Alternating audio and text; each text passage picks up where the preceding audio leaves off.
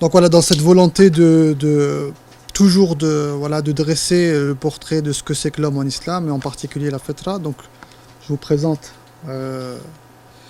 on va discuter ensemble cet article que j'ai produit il y a quelques temps et que j'ai développé au fur et à mesure, qui s'intitule L'homme par le prisme de la prime nature. Al-Fitra. Donc, une introduction d'abord. Concernant la conception de l'homme en islam, et tout particulièrement la fitra, j'emprunterai pour clarifier ma démarche une expression de Roger Arnaldez dans son ouvrage L'homme selon le Coran, où il dit que celui-ci, c'est-à-dire l'homme, ignore totalement son origine, sa cause et ses fins dernières. Cette affirmation est déterminante dans le sens où elle rappelle que les religions, au moins monothéistes, fondent en premier lieu leur conception de l'homme à partir d'une révélation divine, autrement dit, à partir de leur texte scripturaire. À partir du XVe siècle, avec la prise de distance effectuée par la philosophie moderne par rapport à l'Église, il est apparu une nouvelle façon de réfléchir l'origine, la cause et les fins dernières de l'homme, et c'est à ce moment précis qu'apparut le concept d'état de nature. Je vais l'expliquer tout de suite, Inch'Allah. Il s'agit d'un état fictif, donc spéculatif, à partir duquel un certain nombre de philosophes, notamment Jean-Jacques Rousseau, Thomas Hobbes et John Locke et d'autres, vont penser l'origine à la nature de l'homme et des sociétés humaines. Entre guillemets, l'état de nature, en fait, certains philosophes modernes voulaient effectivement prendre distance avec les textes, notamment la Bible. Et ils ont été confrontés à un problème, comment réfléchir à l'origine de l'homme, puisque on ne peut plus compter sur la Genèse pour y penser. Donc ils ont inventé un concept qui s'appelle l'état de nature. L'état de nature, tout simplement, c'est, pour le définir, c'est la situation, en tout cas, pour eux, où l'homme ne vivait pas en société, où il n'était pas régi par des lois, ni par des institutions politiques, où l'homme ne vivait pas en communauté, il était proche de l'état animal. Et d'ailleurs, vous pouvez trouver comme synonyme à l'état de nature l'état sauvage. Ce concept est en étroite relation avec un second concept, celui de contrat social. Vous avez certainement entendu parler de ce concept-là. Et en d'autres termes, c'est le contrat social qui fait rentrer l'humanité de plein pied dans un état civil. C'est-à-dire que le contrat social, c'est le moment charnière entre ce qu'on appelait à l'instant l'état de nature et le moment où effectivement l'homme va commencer à vivre en communauté. Donc l'état de nature, pour le redéfinir, est un état qui se dit des rapports humains dans toute situation, tout lieu, où il n'existe pas de pouvoir commun qui s'applique à tous et garantit la détermination de ce qui est permis ou interdit, entre guillemets, c'est-à-dire qu'il n'y a pas de juridiction, il n'y a pas de loi. La tradition musulmane, quant à elle, se base essentiellement sur les informations apportées par la révélation. Alors, pour clarifier mon propos, quand on dit essentiellement, ça ne veut pas dire exclusivement. Mais pour démarrer la réflexion sur l'origine de l'homme, on doit effectivement démarrer du texte, prolonger cette réflexion avec le texte, mais rien effectivement nous empêche de s'appuyer sur l'expérience humaine, sur les sciences, etc., pour élargir cette réflexion sur l'homme. En islam, cette propension de l'homme à vivre avec l'autre n'est en rien une association des hommes pour assurer leur sécurité. C'est Dieu qui crée la nature communautaire des hommes, autrement dit la nature communautaire des hommes est d'un point de vue de l'islam, non pas culturel, du fait des hommes, mais bien naturel, découlant de la volonté divine. Alors ça c'est un point important parce que d'ores et déjà on peut acter un point important qu'on mettra dans les éléments qui vont permettre de définir ce que c'est que l'homme en islam. L'homme est un être communautaire. D'ailleurs, une citation connue d'Ibn Khaldoun qui dit l'homme est naturellement sociable. Donc on voit déjà par rapport à la philosophie ou aux philosophes des Lumières, eux considèrent qu'effectivement cet état communautaire, cette nature communautaire, elle n'est pas naturelle justement, elle est le fait de l'homme. Et pourquoi c'est important? Parce que je discutais avec une de mes profs de philosophie qui me disait quand quelque chose est culturel, rien ne nous interdit de le modifier, de le changer. Parce que même pour ceux qui ne sont pas religieux, ce qui est naturel est une barrière éthique. Pas tous, mais certains considèrent que ce qui est naturel doit rester ainsi. Donc pour nous aussi, il est important de déterminer ce qui est naturel et ce qui est culturel. Pour la question de cette nature communautaire de l'homme, effectivement, elle nous vient d'Allah subhanahu wa ta'ala. Et on peut trouver des versets qui nous l'indiquent. Kana an-nasu ummatan wahida, par exemple. Hein, les hommes formaient une seule communauté à l'origine. Il y a un certain nombre de textes, effectivement, qui peuvent l'indiquer. Donc les théories du contrat social sont donc liées, donc celles qui sont liées effectivement aux philosophes modernes, ces théories du contrat social sont donc liées à une idéologie individualiste, puisque chaque membre formait un individu à part entière et qui vivait seul, individualiste et utilitariste, parce que c'est l'utilité, c'est le pragmatisme qui les a poussés en fait à s'organiser. L'homme est l'un des phénomènes les plus complexes de l'univers. Autour de lui se sont multipliées tout au long de son histoire des théories plus ou moins sérieuses qui tentent de l'expliquer. Théories darwiniennes, comportementalistes, behavioristes, vitalistes, psychanalytiques ou encore spiritualistes, c'est dire combien l'homme, par ses qualités, ses facultés et ses prédispositions au savoir, suscite une curiosité sans commune mesure et représente un champ de recherche intarissable. Cette curiosité a produit une littérature prolixe sur le sujet, mais malgré toutes ces investigations, ce champ de recherche reste encore, selon nous, en attente de nouvelles études qui permettront une réactualisation de notre compréhension. Le titre « L'homme, cet inconnu » d'Alexis Carrel n'a pas pris l'ombre d'une ride. Nous estimons pour notre part qu'il faut se démarquer de ces théories et réinvestir la révélation pour en tirer notre propre conception de l'homme, et cela pour plusieurs raisons. Nous allons en citer deux. La première est qu'il est difficile, comme j'ai dit tout à l'heure, d'appréhender l'origine et la genèse de l'être humain, tant cette période est lointaine pour nous. La seconde raison est que le Coran apporte une compréhension globale et multidimensionnelle de l'homme, car ces dites théories sont toutes touchées par deux défauts.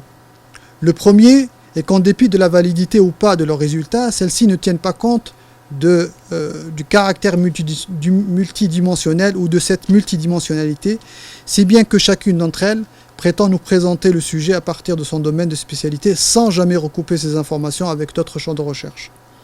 L'être adamique est un être composite. Il n'est pas seulement biologique ou physique ou psychologique ou politique ou économique, mais tout cela à la fois occulter une des dimensions qui forment l'homme revient à éluder une partie de son identité. Il y a donc une invitation à une compréhension complexe de l'homme. Ça, c'était la première critique. La deuxième, ou le second écueil, qui se présente à ce genre d'études, c'est-à-dire les théories qu'on connaît, c'est le problème de l'objectivité. Mushkilat al-tahayyuz. À savoir qu'il y a une confusion, ou en tout cas une promiscuité ou une proximité entre le sujet et l'objet. Je m'explique. L'objet ici, c'est l'homme. On est en train d'étudier l'homme. Et le sujet, je m'excuse, le sujet est l'homme. Hein, et l'objet est aussi l'homme. Et à partir de là, effectivement, il y a une confusion. Et pour le coup, nous, la révélation, elle vient justement apporter une solution à ce niveau-là, puisque on considère que la révélation vient de Dieu. Et à partir de là, effectivement, elle résout ce problème d'objectivité que je viens de citer.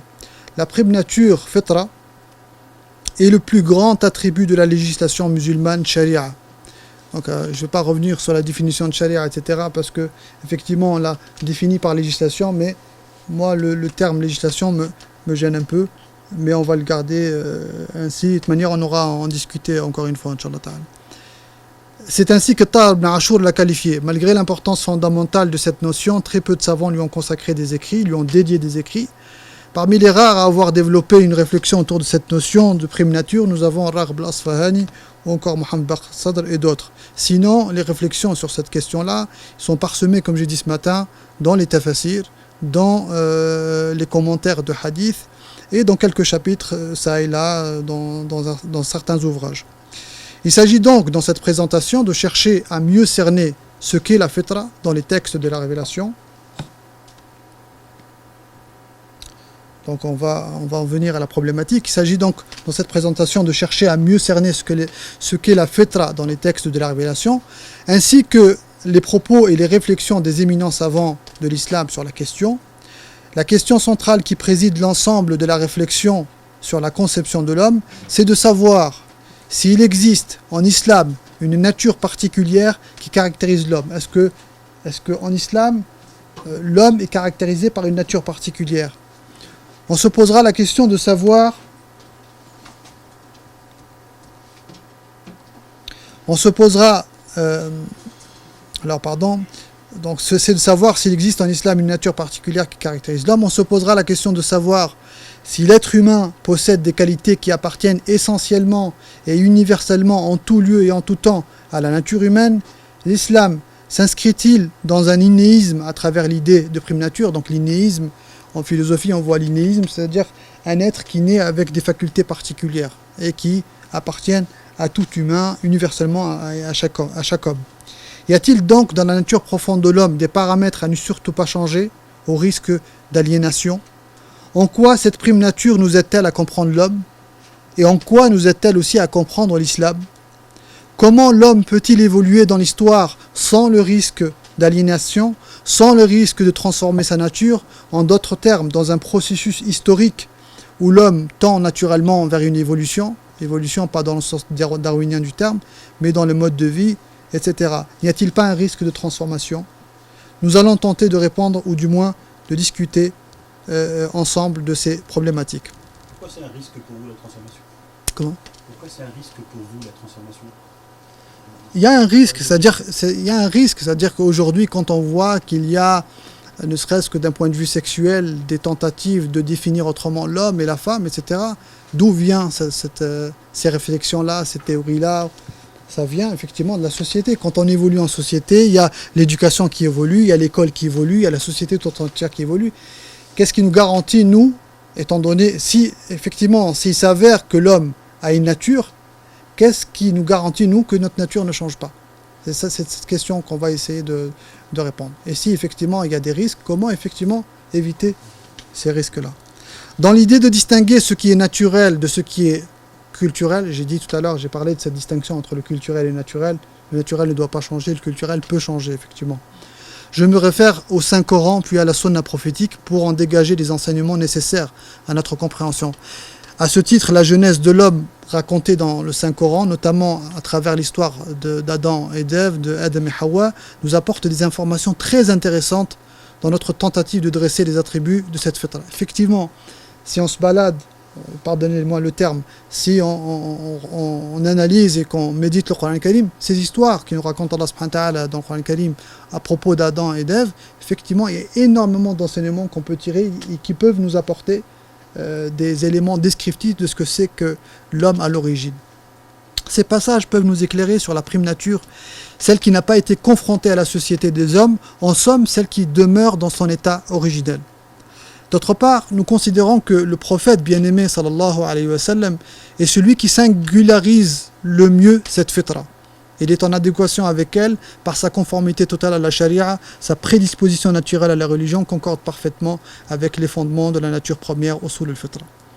Dès les prémices de la révélation, avec les premiers versets de la sourate al-Alaq que beaucoup de gens commentent, Iqra bismi rabbik, l'adhérence, Dieu exalté soit-il nous énonce et nous annonce deux principes importants. Dieu dit Iqra bismi rabbika alladhi khalaq khalaqa al-insana min 'alaq, lis au nom de ton Seigneur qui a tout créé, qui a créé l'homme d'une adhérence. Voici le premier principe, à savoir que l'être humain n'est pas la cause de sa propre existence d'un point de vue ontologique. Le Coran poursuit Iqra wa rabbuka al-akram alladhi 'allama bil qalam 'allama al-insana ma lam ya'lam. Lis car la bonté de ton Seigneur est infinie. C'est lui qui a fait de la plume un moyen du savoir et qui a enseigné à l'humain ce qu'il n'avait jamais su. Et voilà le second principe, à savoir que l'homme ne se suffit pas à soi-même d'un point de vue épistémologique. En d'autres termes, l'homme est épistémologiquement et ontologiquement dépendant de Dieu. Il est celui, donc Dieu est celui qui pourvoit la vie, de même qu'il est celui qui attribue le savoir à l'être humain. Puis Dieu dit à la suite, juste après,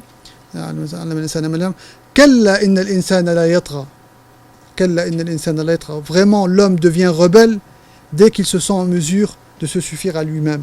Kalla innal insana la yatgha an ra'ahu istaghna. Ce verset-là vient confirmer les deux principes. Effectivement, quand est-ce que l'homme devient rebelle? Quand il pense qu'il n'est pas dépendant de Dieu ontologiquement, qu'il vient du néant, qu'il est venu par hasard, ou quand il pense que sa science lui permet de tout savoir. Je vous conseille peut-être qu'on en a parlé avec Anas, le projet de Google notamment, hein. Un projet faramineux autour du transhumanisme et autour de cette idée de découvrir, d'anéantir la mort, etc. Bien entendu que l'homme, quand il arrive à ces niveaux de réflexion, il pense qu'effectivement il peut être dépendant d'Allah subhanahu wa ta'ala.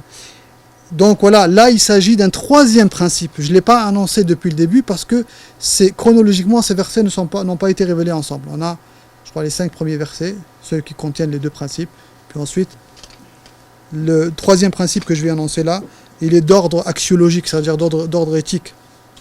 En effet, l'homme s'éloigne de son créateur et de sa réalité, à savoir un être créé. Il est un être créé et donc dépendant de son Seigneur lorsque celui-ci pense qu'il peut se suffire à lui-même. Le concept nietzschéen de la mort de Dieu, repris en boucle par l'athéisme occidental, reflète bien cette suffisance et cette impertinence.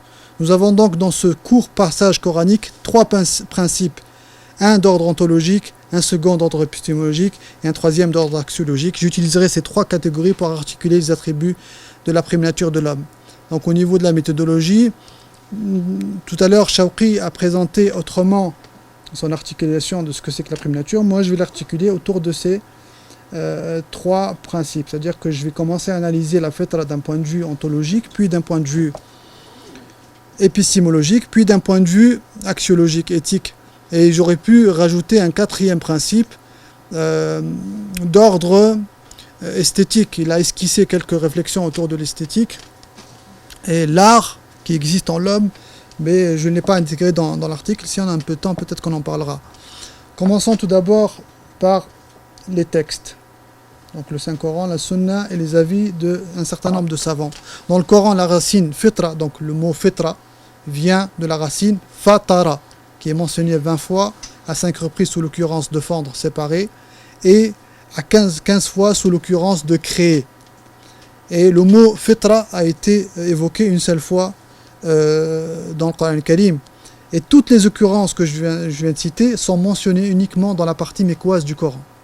Et ça, c'est un indicateur important, puisque, comme vous le savez mieux que moi, la partie mécoise du Coran est une partie qui, principalement, s'est occupée à bâtir la conception cosmologique, en tout cas un cadre cosmologique, parler de la création, de Dieu, etc.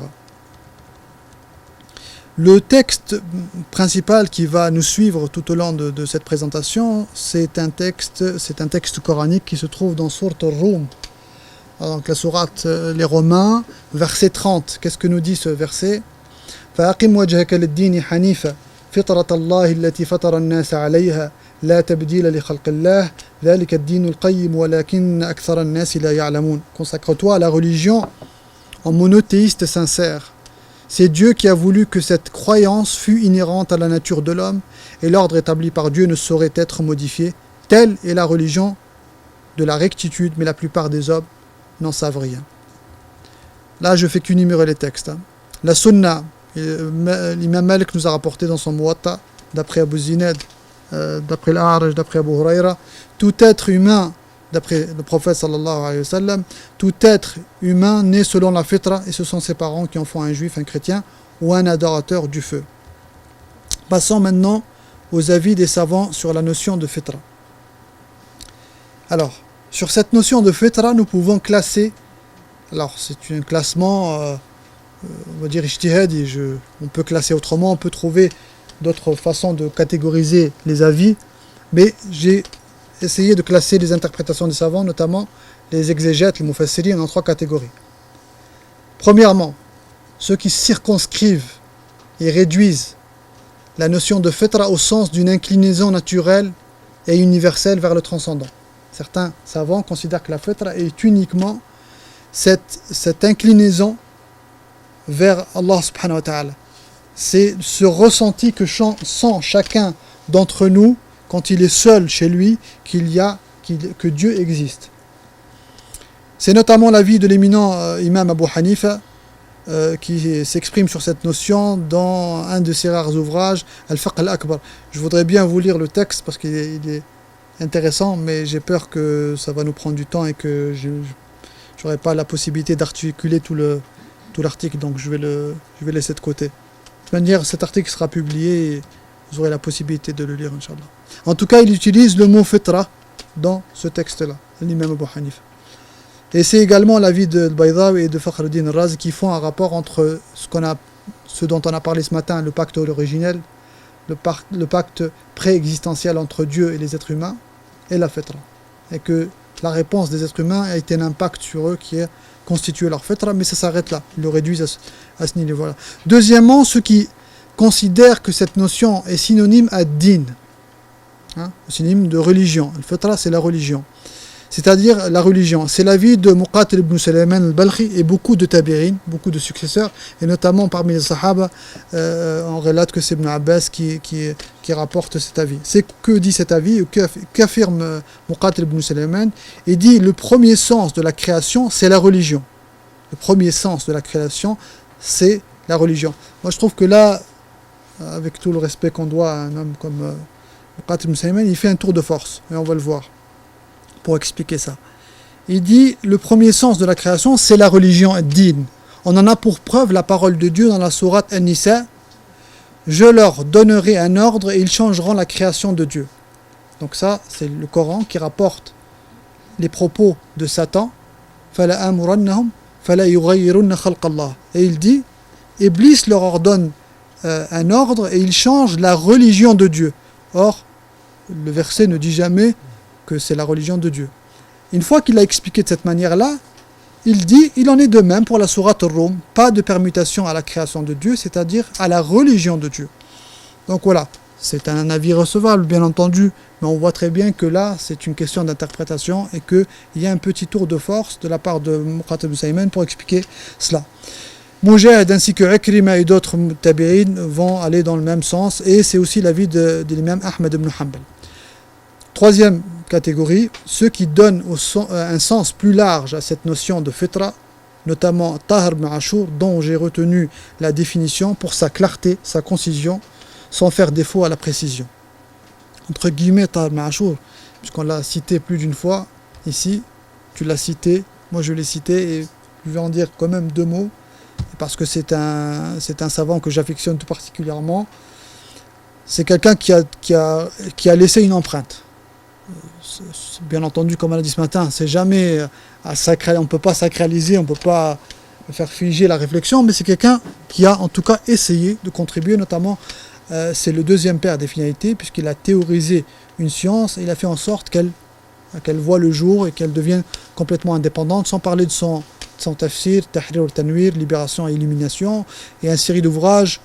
Il a cité ce matin Alaysa as-Subh bi-Qarib, qui est un ouvrage qui critique les sciences, et rares sont les ouvrages de ce type-là.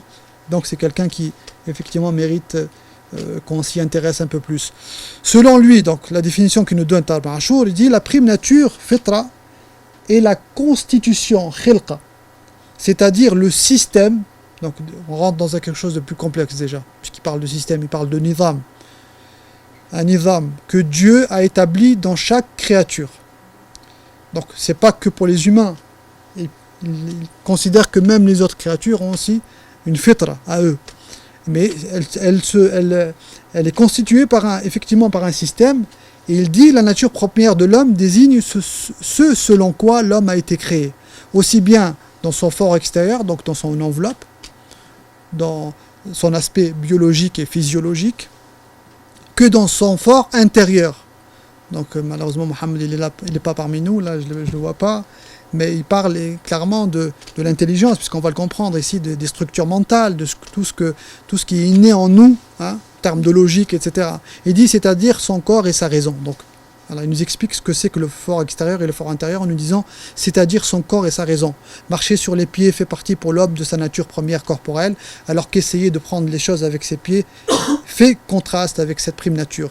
La déduction des effets de leurs causes et la déduction des résultats à partir de leurs prémices fait partie de la nature première rationnelle. Donc là, passe à un aspect plutôt structure mentale et logique, font partie aussi de notre fitra. Décider de résolument que les choses que nous voyons sont des vérités existantes en elles-mêmes fait partie de la nature première rationnelle, alors que le reniement par les sophistes de leur existence fait contraste avec la nature première rationnelle.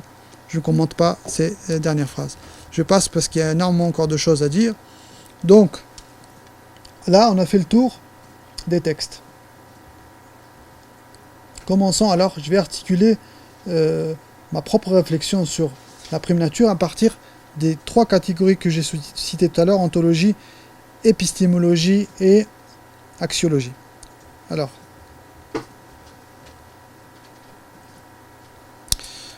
le premier point, je l'ai évoqué brièvement, je l'intitule « L'essence précède l'existence ». Alors, si l'on se place du côté de la philosophie de l'absurde, celle de Camus, alors tout particulièrement la philosophie de Camus, considère que l'homme cherche un sens au monde, et que ce monde-là n'a aucun sens. Alors si l'on se place du côté de la philosophie de l'absurde, on pourrait être porté à croire qu'il n'existe pas de projet préétabli pour l'homme, étant donné que selon cette philosophie, la vie n'a pas de sens. La tradition musulmane considère quant à elle que non seulement la vie possède un noble but, en témoigne le verset « Pensez-vous que nous vous avions créé inutilement et que vous ne seriez pas ramenés vers nous ?» Donc il n'y a pas de place en islam, il n'y a pas de place à l'absurde, au hasard, au cynisme dans la conception musulmane. Celle-ci se fonde sur une vision téléologique, donc théologique, c'est-à-dire basée sur un sens de la vie, des finalités, des objectifs. C'est ça la téléologie, contrairement à ce que pensent nos frères Ash'aira. Donc une vision téléologique de l'univers régie par Dieu Tout-Puissant. D'autre part, l'homme existait dans la science de Dieu donc quand on dit d'autre part l'homme existait dans la science de Dieu, c'est-à-dire qu'avant même que l'être humain soit créé, il a été créé,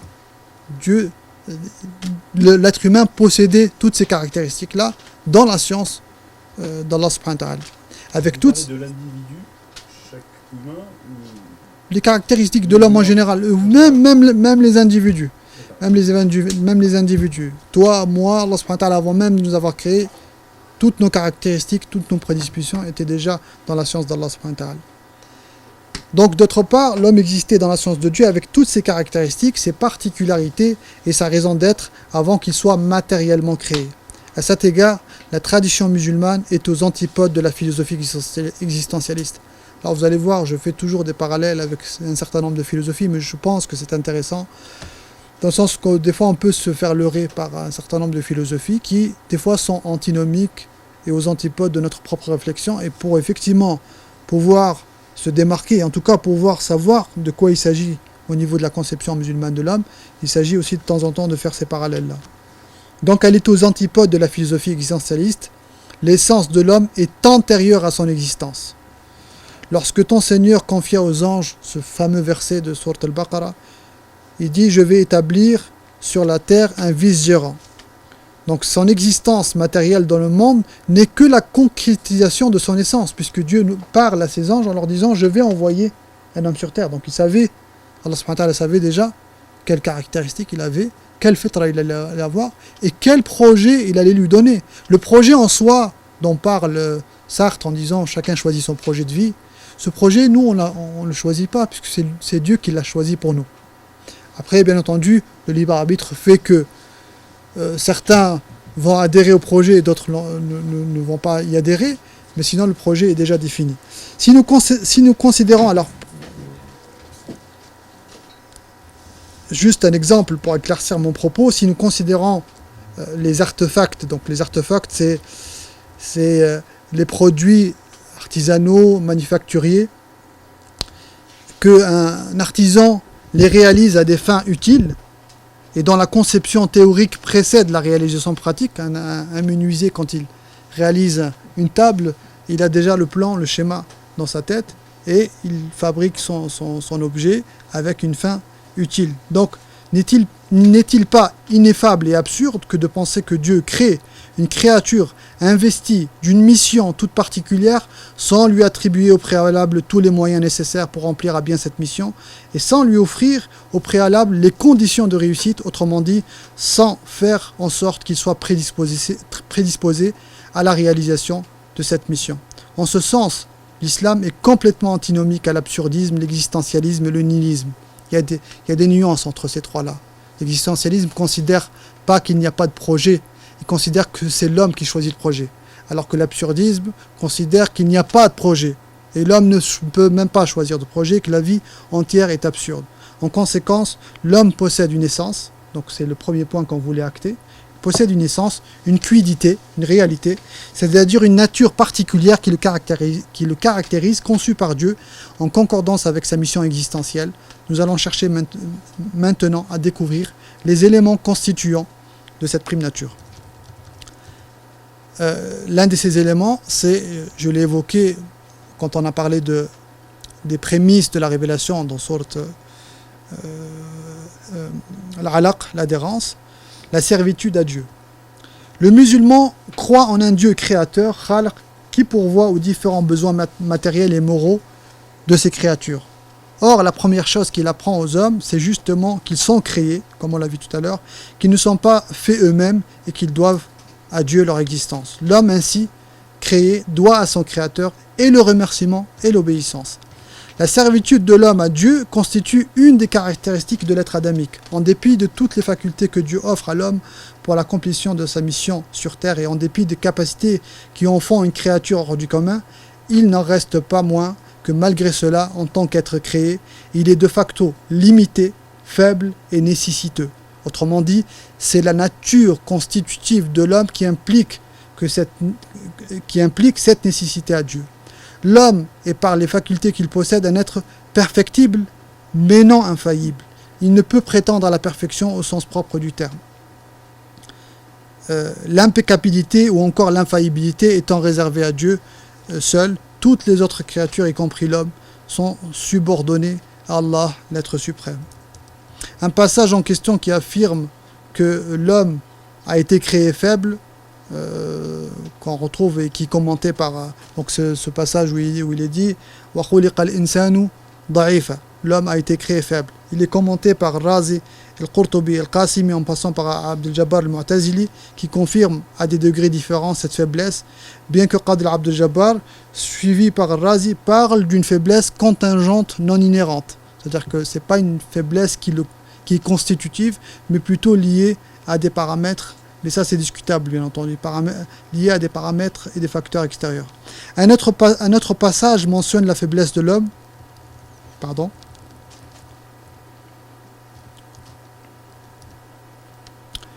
Le passage en question se situe dans Surat Yunus, verset 12, dans lequel il est mentionné que quand le malheur touche l'homme, il nous appelle à son côté, et une fois que nous avons détaché de lui son malheur, il passe comme s'il ne nous avait pas invoqué pour le secourir du mal qui le touchait.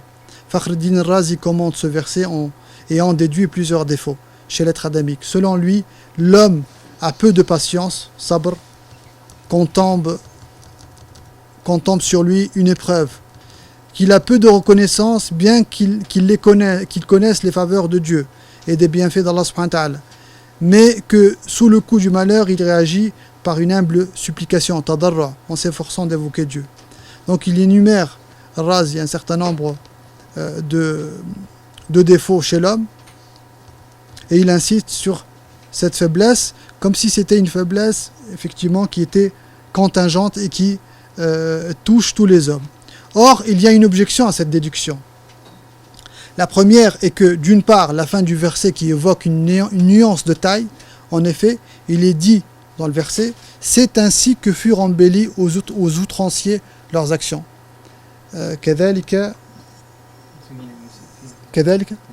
كذلك زين للمسرفين. Non, c'est ça.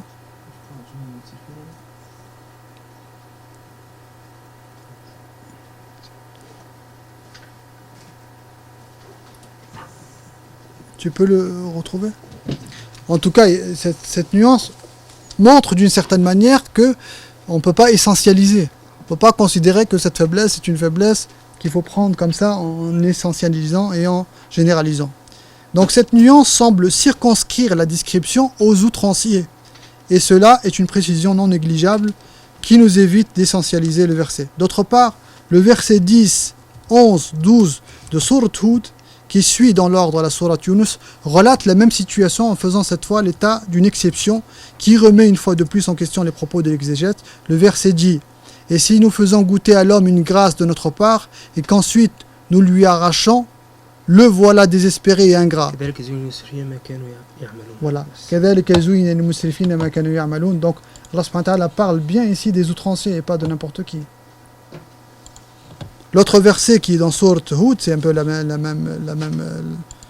c'est un peu le même récit. Il dit « Et si nous faisions goûter à l'homme une grâce de notre part, et qu'ensuite nous lui arrachons, le voilà désespéré et ingrat. Et si nous lui faisons goûter le bonheur, après qu'un malheur l'ait touché, il dira « Les maux se sont éloignés de moi, et voilà qu'il exulte plein de glorioles. » Sauf, alors il est là l'état d'exception, sauf ceux qui sont endurants et font de bonnes œuvres, ceux-là obtiendront pardon et une grosse récompense.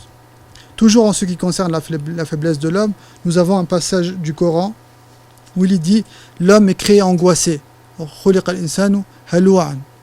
Inquiet, jazou'an, quand le mal le touche, enfermé en soi, quand le bonheur... inquiet quand le mal le touche, enfermé en soi quand le bonheur le touche. Cette angoisse liée au fait que l'homme recherche le bonheur et craint de le perdre lorsqu'il atteint, il s'échappe du malheur apeuré, donc il a toujours peur du malheur, il essaie toujours d'éviter le malheur, et ce passage, Razi le met en écho avec un autre qui affirme que l'homme a été créé d'impatience, comme précédemment, la même problématique ressurgit. Si l'angoisse, l'inquiétude, l'impatience appartiennent à la constitution de l'homme, comment Dieu peut-il le blâmer? Mais encore une fois, j'ai l'impression que Razi en fait ne fait pas lire le Coran avec le Coran, parce qu'à chaque fois, alors on a des exceptions, soit on a d'autres versets qui viennent dire autre chose. Donc ce qu'on pourrait reprocher essentiellement ici sur les commentaires de Razi et des autres qui allaient dans le même sens que lui, c'est qu'il y a une certaine généralisation et une certaine essentialisation qui dresse en fait un portrait, comme tu l'as dit tout à l'heure, l'homme un portrait péjoratif de l'homme en fait, un être angoissé, un être toujours à la recherche seulement de ses désirs passionnels, dominé par son orgueil, etc., etc. Et effectivement, si on a une lecture un peu plus vaste du Coran al-Karim, on verra que ces deux états existent et qu'il y a une raison à ce que effectivement un homme passe d'un état où il est serein, il est mutmaïn, à un état où il est angoissé. On voit très très bien que c'est les actions, c'est la proximité à Allah subhanahu wa ta'ala, c'est la nourriture spirituelle qui lui manque, etc., etc. Je passe donc sur la question de la servitude. Effectivement, l'homme est un être qui est un abdillah, même si Allah subhanahu wa ta'ala, alors ça j'ai pas la réponse, mais il utilise Allah subhanahu wa ta'ala la terminologie de ibad et rarement de abid. Il utilise la terminologie d'abid souvent dans une même formule, laquelle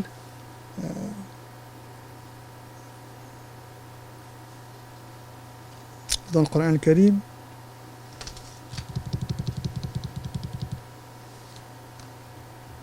vous me permettez que je cherche.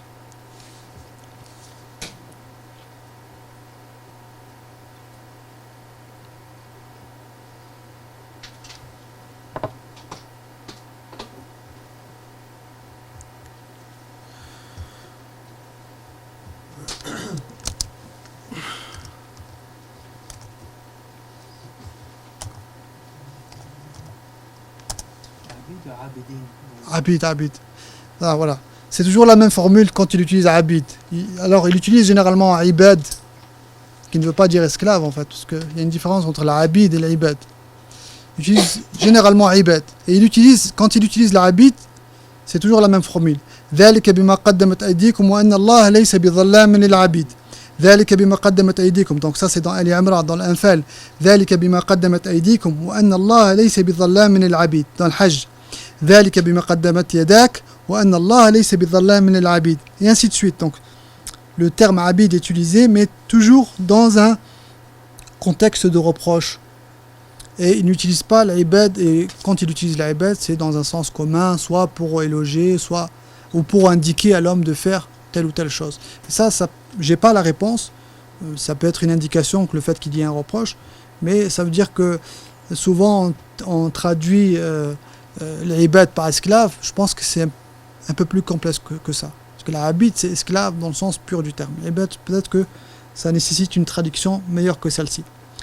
Troisième catégorie à analyser concernant l'ontologie de la fitra, l'aliénabilité de l'homme. Pardon. L'aliénabilité de l'homme. En affirmant que Dieu, exalté soit-il, a attribué une essence à l'homme et des attributs qui le caractérisent, vient la question de savoir si cette essence est changeante ou bien est-elle immuable. Parce qu'on peut être d'accord sur le fait qu'il y ait une nature constitutive de l'homme, mais on peut diverger sur le fait qu'elle change ou qu'elle ne change pas. Bon, bien entendu, la réalité montre qu'elle est changeante. On a besoin de revenir sur les textes pour voir. S'il existe un risque d'altération de cette essence, si nous revenons à notre verset de référence sur la question de la nature primaire de l'homme dans la sourate Rum que j'ai cité tout à l'heure, verset 30, celui-ci semble évoquer une inaliénabilité de la fitra. Puisque le verset dit quoi ?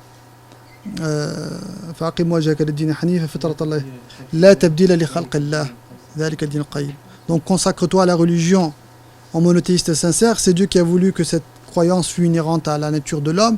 Il n'y a point de changement dans la création de Dieu. Telle est la religion de la rectitude, mais la plupart des hommes n'en savent rien. C'est un ordre ou c'est un fait ?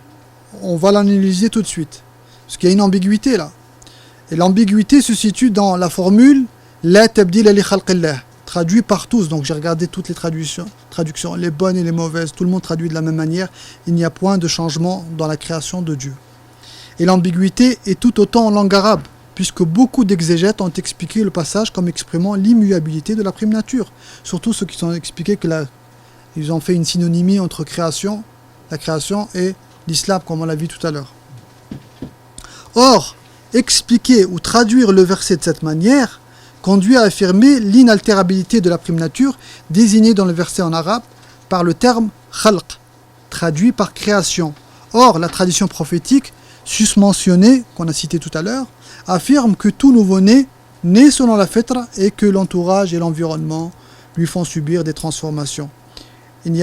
Alors, comment on peut expliquer ça ? Il n'y a bien entendu là aucune contradiction entre les deux textes, mais que la bonne traduction doit être « Ne transformez pas la création de Dieu ». En effet, en arabe, une phrase affirmative, jumla khabariya, peut vouloir exprimer une injonction, al-insha. On parle de phrases prédicatives exprimant l'injonction. Jumla khabariya yuradu biha al-insha. Il y a plusieurs exemples dans le Coran al-Karim. Par exemple, l'exemple dans sourate Ali Imran. وَمَنْ دَخَلَهُ كَانَ آمِنًا. Le verset parle de celui qui rentre dans le sanctuaire de l'Hajj. Il dit celui qui y rentre, donc si on traduit littéralement, celui qui y rentre est en paix. Or, on sait que dans l'histoire, il y a eu des événements où on a tué des gens dans le sanctuaire. Donc, soit c'est le Coran qui est hasha, c'est-à-dire que le Coran dit quelque chose de faux, c'est pas possible. Soit c'est que ça veut dire autre chose. Et là, ça veut dire Amminu bayt Allah, c'est-à-dire mettez les gens en sécurité, c'est une injonction. Et il y a d'autres exemples, mais on va pas, ça prendra trop de temps de prendre d'autres exemples, mais déjà cet exemple peut nous expliquer la chose. Donc des fois, en arabe, le style peut utiliser une phrase affirmative, mais qui veut dire l'injonction. Et d'ailleurs, alors ça ne vient pas de moi, il faut juste aller relire Tar Ma'ashur. C'est pour ça que je disais tout à l'heure qu'il était intéressant. Il explique que la tabdil al-khalqallah va dans ce sens-là. Effectivement, c'est ne pas changer la création de Dieu. C'est aussi l'avis de Zamakshari al-Alousi qui présente également cette interprétation. Et Abul Faraj al-Jawzi, pas Ibn al-Jawzi, mais Abul Faraj al-Jawzi, dans son exégèse, Tadhkirat al-Arib fi Tafsir al-Gharib, il dit une chose,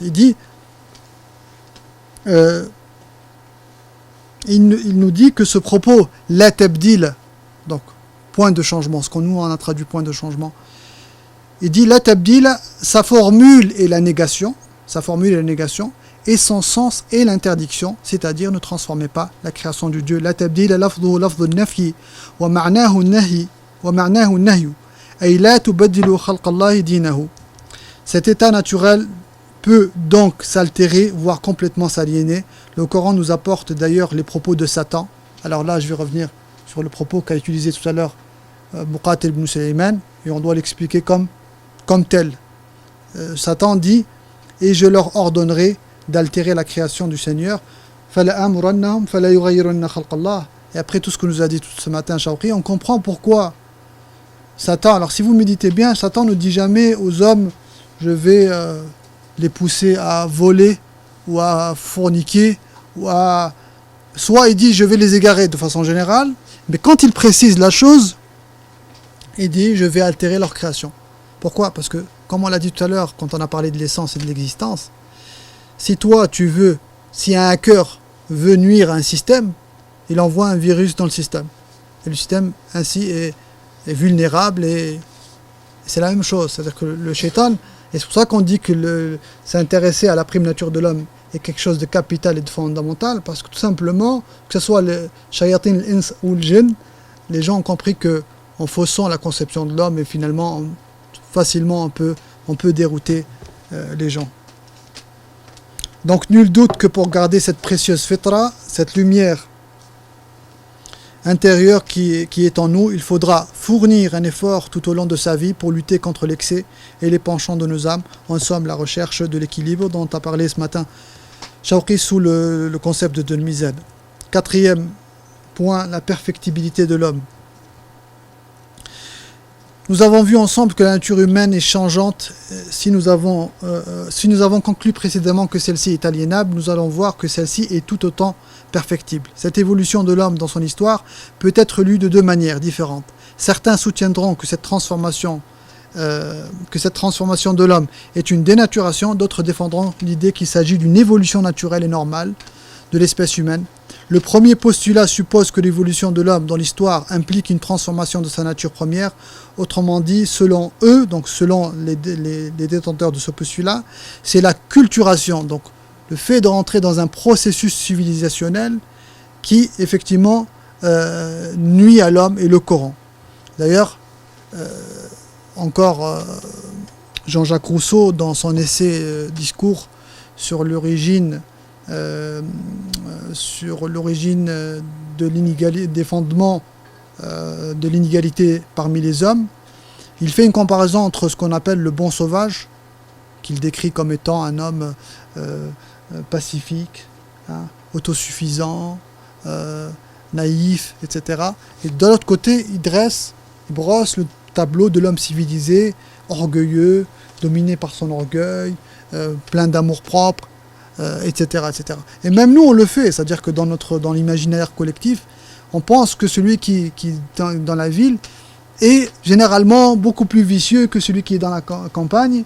Et on peut même s'interpeller sur la raison pour laquelle le prophète sallam a été envoyé à la campagne, peut-être aussi pour éviter. Donc c'est quelque chose qui existe, mais c'est pas quelque chose, encore une fois, à essentialiser. Parce qu'effectivement, en étant dans la société, en étant dans le mondain, on a plus de risques effectivement de perdre cette naïveté, cette nature, etc. Oui. Les livres de Tazkiya, en général, Madaj Salikin ou le livre de Mohamed Winta, passent une bonne partie du livre à mettre en garde le lecteur contre lui-même. Il disait attention, avant de commencer à faire la Tazkiya par des actions qui vont occuper le reste du livre, eh bien sache que ton âme est mauvaise et si tu la laisses faire, elle te mènera en enfer. Et donc, ces livres-là partent du postulat que l'âme est mauvaise. Moi, je dirais pas ça. Moi, je rejoindrais ce qu'a dit ce matin Shawqi. Peut-être qu'on l'a pas assez souligné. C'est très très important de le souligner. c'est que la différence, et c'est une différence anthropologique, on aurait pu l'adresser dans... Et d'ailleurs, c'est ça l'aliénabilité.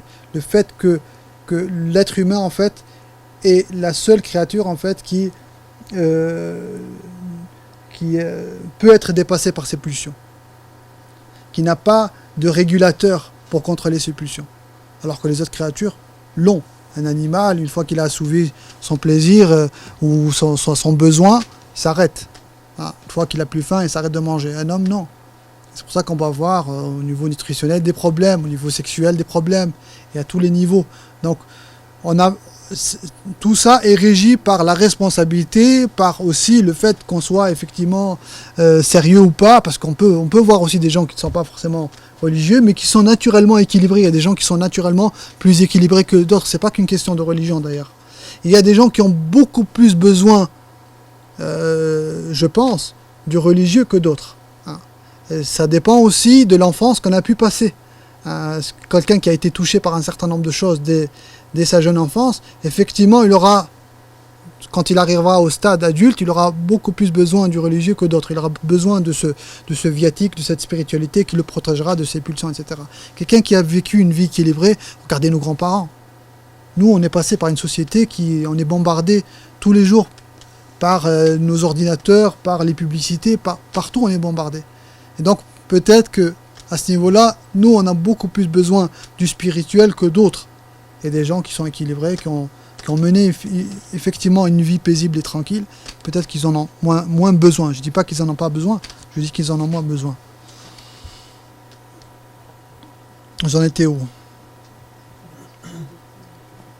Donc en réalité, la perfectibilité est un élément constitutif de l'homme, elle fait partie intégrante de sa nature première.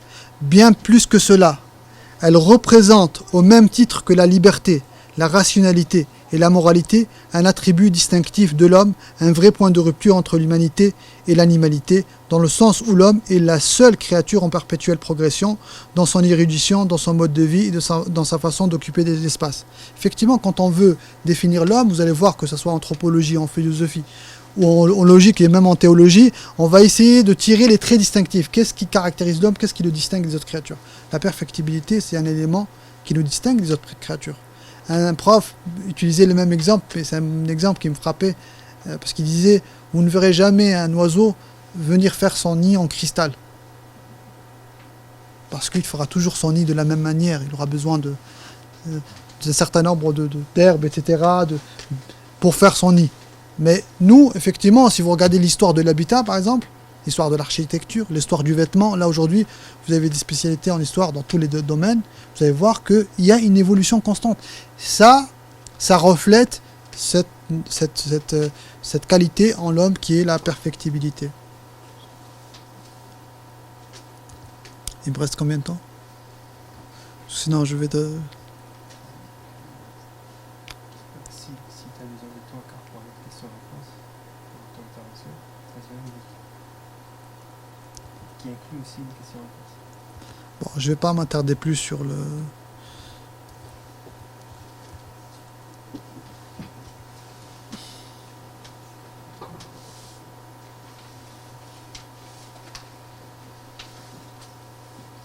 Alors, juste un point sur cette perfectibilité, qui est pour moi important. Je dis qu'en revanche, il est vrai que cette évolution représente un risque de transformation de sa nature. Mais c'est ici que, d'un point de vue de l'islam, réside la responsabilité de l'homme. Celui-ci doit sans cesse se revitaliser, sans cesse se régénérer, sans cesse se purifier de tout ce qui va être une entrave à sa pleine humanité. Il doit se protéger et de lutter contre tout ce qui peut l'aliéner. La référence au mot sharia, que certains utilisent à tort et à travers, prend ici tout son sens, puisque ce terme étymologiquement signifie la voie qui mène à la source. Donc effectivement, en revenant à la source, on repart à la source, on se purifie, on se régénère, on se revitalise, et on tire effectivement, comme on est en train de le faire, une conception de l'homme qui nous permettra effectivement de nous protéger.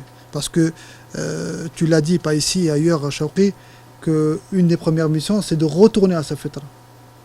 De retourner à sa fitra si celle-ci a été aliénée. Généralement, c'est le cas.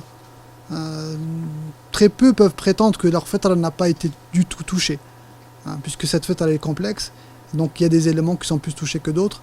Et à partir de là, il faut qu'effectivement revenir et régénérer sa fête, en tout cas la réactualiser. Donc je m'arrête là pour la perfectibilité et je passe au 5e élément ontologique, le caractère composite de l'homme. Alors, il n'y a pas que ces 5 points, hein. On aurait pu encore dérouler d'autres choses. C'est pour ça que je disais que ce n'était pas exhaustif. Mais voilà, c'est un début. Après, il faudra, bien entendu, réfléchir à d'autres éléments qui peuvent être effectivement des éléments qui caractérisent l'homme.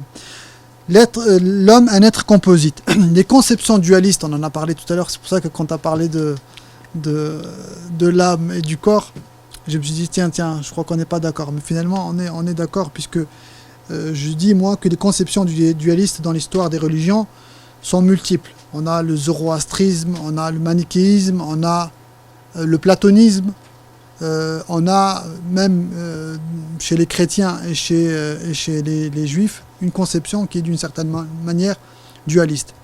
Elles se fondent toutes sur une dualité âme-corps. Cette vision n'est pas partagée par la tradition musulmane.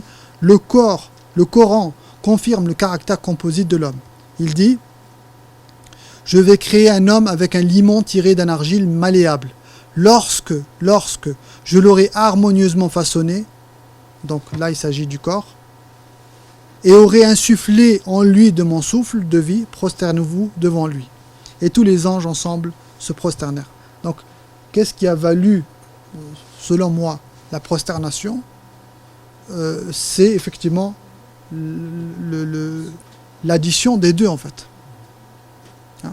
Et qu'en fait, le corps n'est pas quelque chose de péjoratif, n'est pas quelque chose qui est... Et d'ailleurs, même dans la tradition musulmane, vous allez voir très peu de cris, très peu d'intérêt au corps. Hein? Les soufis, par exemple, la conception dualiste, vous allez trouver chez des gnostiques, chez certains soufis, hein, notamment les plus extrêmes entre eux, qui considèrent effectivement que c'est l'au-delà, que le spirituel, que le ruh mérite effectivement qu'on lui donne de l'intérêt, que le corps finalement c'est juste une enveloppe charnelle qui couvre, qui protège cette âme-là. En revanche, c'est plutôt dans une idée d'interdépendance des deux éléments que se fonde la conception musulmane de l'être adamique. Les deux éléments le constituant possèdent chacune ou chacun sa propre fonction. Donc, l'âme, l'esprit a une fonction et le corps en a une autre. Et le corps a besoin de ruh et le ruh a besoin du corps. Les deux cohabitent dans une complémentarité des dispositions. C'est-à-dire que c'est l'union et l'équilibre des deux éléments qui réalisent l'homme. C'est un être composite dont chacune de ces deux compositions possède des desiderata en convenance avec sa nature. L'âme, elle, réclame l'élévation spirituelle, la purification, l'évocation de Dieu et le renoncement au bas monde. Le corps, quant à lui, demande les plaisirs terrestres et aspire à la mondanité, à s'affranchir d'une certaine manière des requêtes de l'âme. Rompre l'harmonie en favorisant l'un ou l'autre provoquera indéniablement un déséquilibre qui conduira soit vers des pratiques extatiques. Vous savez, tout à l'heure aussi, Chawki a parlé de personnes qui peuvent effectivement à un moment donné, tellement ils ont pris du spirituel, tellement ils ont une lumière en eux, que effectivement ils vont négliger tout autre aspect de la vie. Il a parlé de l'histoire de Abu Darda et Salman al-Farisi. On peut évoquer les trois aussi qui sont venus voir le prophète sallallahu alayhi wa sallam en décidant que l'un, je ne vais plus me marier, et l'autre, je vais jeûner toute ma vie, etc., etc. Et ça veut dire qu'il ne faut pas effectivement rompre l'harmonie en favorisant l'un à l'autre. Rompre l'harmonie en favorisant l'un ou l'autre provoquera indéniablement un déséquilibre qui conduira soit vers des pratiques extatiques, à l'instar des derviches tourneurs. Donc, vous connaissez les derviches tourneurs, gens qui tournent pendant des heures. Artistiquement, je trouve que c'est beau, artistiquement. Mais pour moi, ça s'arrête là. Comment ? Oui, c'est un exploit, je dirais que c'est un exploit physique. Mais voilà, au-delà, au niveau religieux, je trouve qu'il y a quand même quelque chose de problématique là-dedans. Alors, pour un délaissement total des affaires du monde, Allah subhanahu wa ta'ala dit dans le Coran Karim, la traduction du verset, le monachisme qu'ils inventèrent en parlant des, vous savez, les moines, nous ne leur avons nullement prescrit.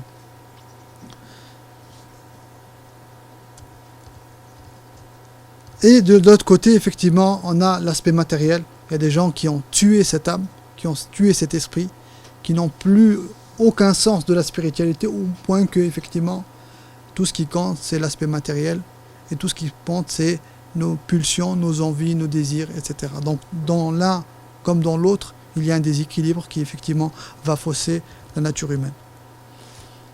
Je passe maintenant à l'aspect épistémologique de la fitra. 10 minutes. Comment?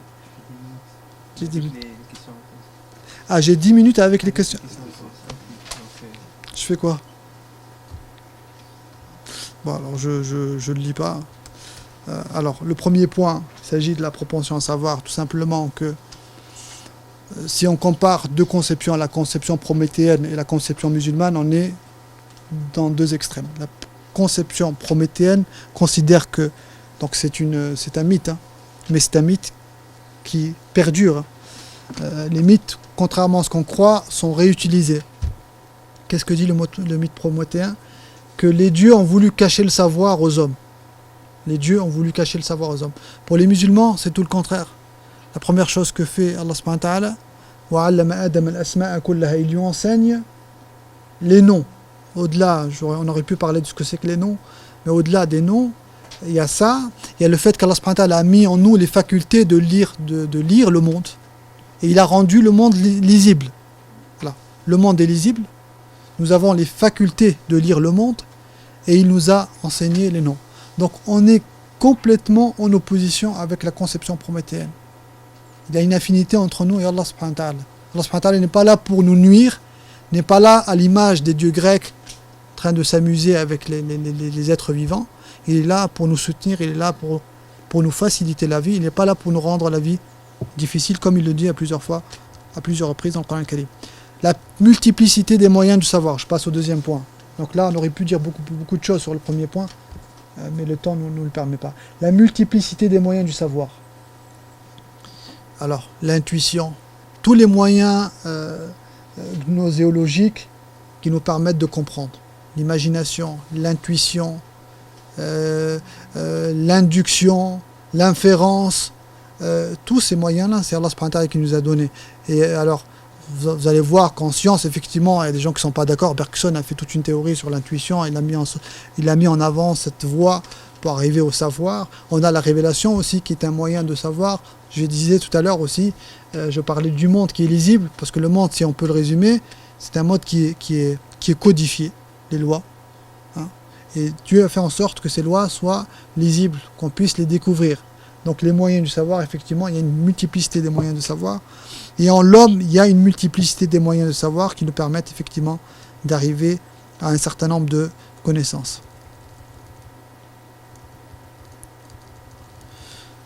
Et dernier point dans l'épistémologie de la fitra, c'est les limites du savoir humain. C'est-à-dire, contrairement encore une fois à une conception positiviste peut-être du monde qui considère que tout peut être appréhendé, que l'homme peut arriver à tout comprendre, parce que en science, beaucoup de gens disent ça. C'est-à-dire qu'à un moment ou à un autre, l'homme arrivera à tout résoudre. Il comprendra à un moment ou à un autre, il comprendra tous les mystères du monde, il arrivera à résoudre tous les mystères du monde. Or, pour nous, les musulmans, c'est pas le cas. Et effectivement, d'une part, parce que ça contredit tout simplement l'un des attributs divins, le parfait, c'est Allah subhanahu wa ta'ala. Et qu'effectivement, si on n'a aucune limite au niveau du savoir, c'est qu'on n'a plus besoin finalement de Dieu. Alors, notre limite, notre savoir est limité. Comment il est limité? Il est limité, déjà, tu as parlé de l'existence, qui est beaucoup plus large que ce qu'on en croit. Donc, ce qu'on voit, l'aspect matériel, n'est que la partie visible de l'iceberg, et que le reste est d'ordre métaphysique. Donc, il y a des choses que Dieu nous a informées, de l'invisible. Il nous a parlé des anges, il nous a parlé... mais il y a des choses dont il ne nous a pas parlé. وعنده مفاتيح الغيب لا يعلمها إلا هو. Je dis clairement que les clés de l'invisible, c'est Dieu qui les a, hein, et il n'y a que lui qui connaît l'invisible. Donc Dieu a gardé un certain nombre de choses. Le jour du jugement dernier, personne ne connaîtra et personne ne connaît le moment du jour du jugement dernier. Donc il y a des choses qui resteront cachées, et à partir de là, on peut d'ores et déjà considérer que le savoir de l'homme est un savoir limité. D'ailleurs, c'est pour ça que Abu Hamid al-Ghazali, dans Tahafut al-Falasifa, dans l'incohérence des philosophes, s'attaque pas aux philosophes, à tous les philosophes, il s'attaque à deux philosophes. Il s'attaque à Ibn Sina, Avicenne, et Al-Farabi, parce qu'ils reprennent la philosophie grecque pour discuter de l'invisible. Et il considère qu'effectivement, lui, il le dit dans l'introduction, qu'il n'est pas contre la philosophie, contrairement à ce que disent les Occidentaux, il n'est pas un pourfendeur de la philosophie, mais tout simplement qu'il y a des éléments qui nous dépassent. C'est un autre ordre qu'on ne peut pas appréhender avec les outils qu'on a actuellement, et donc ça veut dire encore une fois que le savoir de l'homme est limité. Axiologie. Est-ce que ça veut dire que l'homme doit se limiter dans la recherche du savoir, définir des domaines? Déjà, encore une fois, merci tout à l'heure, je me rappelle ce qu'a dit tout à l'heure Shawqi par rapport à... Vous savez, même en islam, si une question n'a pas d'utilité, on n'a pas à perdre du temps là-dessus. Si elle a une utilité factuelle, effectivement, on peut y passer du temps. Alors, quand on a parlé de l'enfer, est-ce que l'enfer a été créé, ou est-ce qu'il va être créé, etc. etc. À la fin, il n'y a aucune utilité à chercher. Et surtout que si derrière, en plus, il y a des conflits et des nuisances, etc. Alors là, ça, encore plus, on ne va pas chercher cela. Puis il y a d'autres choses que Dieu nous a dit clairement qu'elles sont inaccessibles. Donc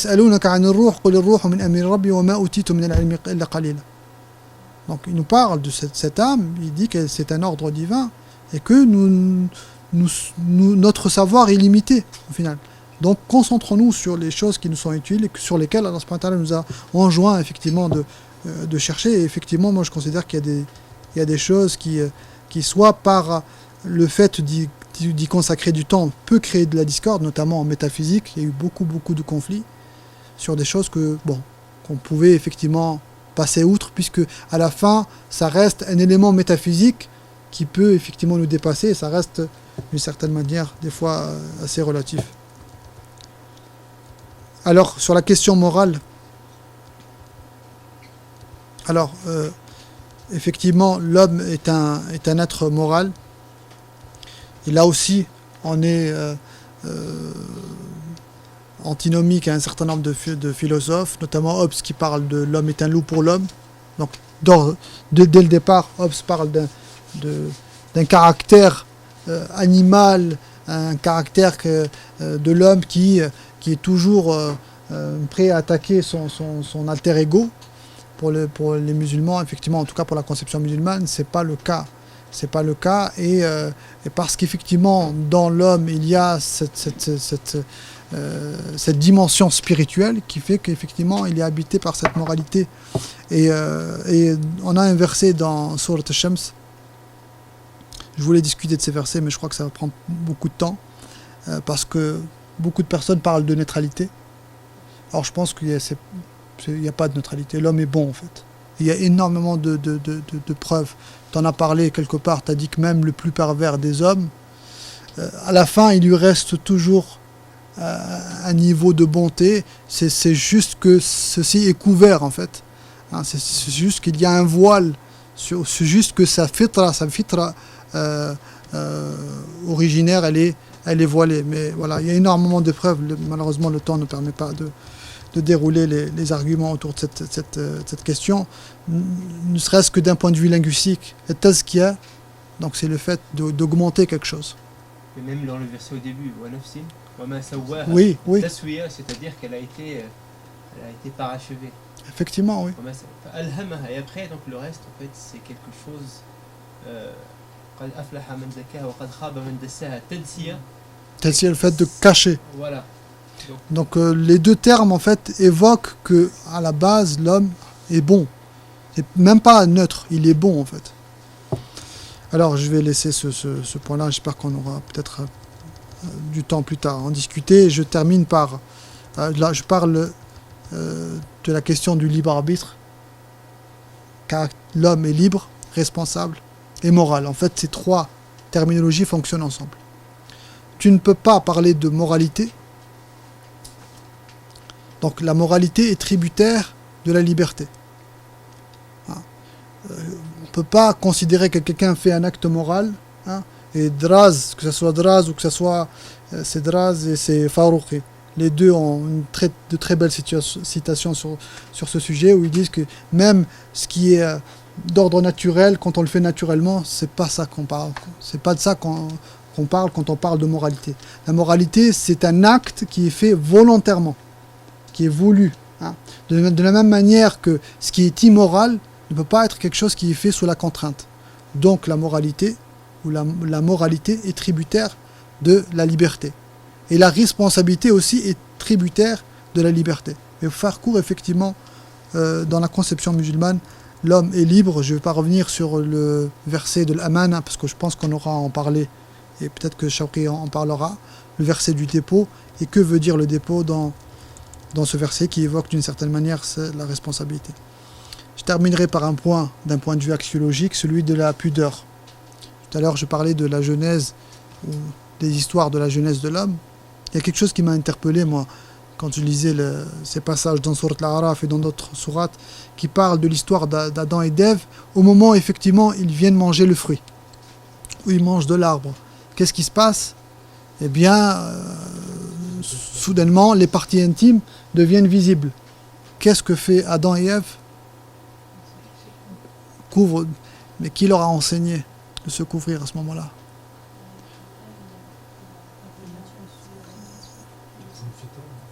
Oui, donc moi je pense que c'est en lien avec sa fitra. C'était tellement de façon spontanée que je pense que cette question de la pudeur est une question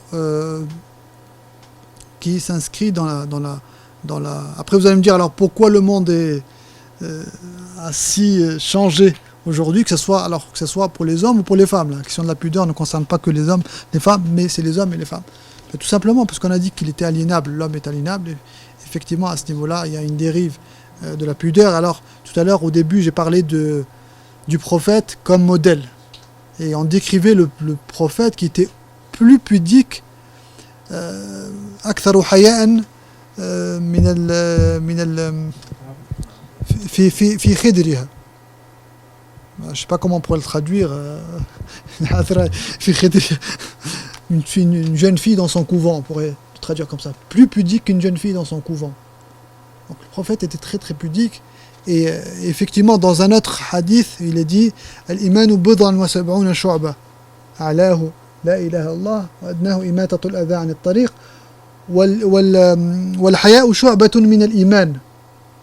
Donc la foi est constituée de plus de 70 branches. La plus élevée est la ilaha, la plus basse est d'enlever une nuisance de la route. Et la pudeur fait partie des branches de la foi. Donc si tout à l'heure on a fait un rapport entre la charia à la foi et la fitra, et dans ce cas-là je pense que effectivement cette pudeur fait partie intégrante de la fitra de l'homme. وأقول قولي هذا وأستغفر الله لي ولكم فاستغفروه الحمد لله رب العالمين. Il y avait encore 2 points, mais je pense que je vais laisser plus de temps. Ouais. L'axiologie, donc l'homme est un être moral, l'homme un être libre, responsable et responsable, il manque l'homme un être pudique, puis ensuite les attributs divins. Je voulais parler un peu des attributs divins et leur lien avec la fitra. Et puis je voulais parler un peu de la fonction de la fitra, mais le temps ne nous a pas permis de le faire.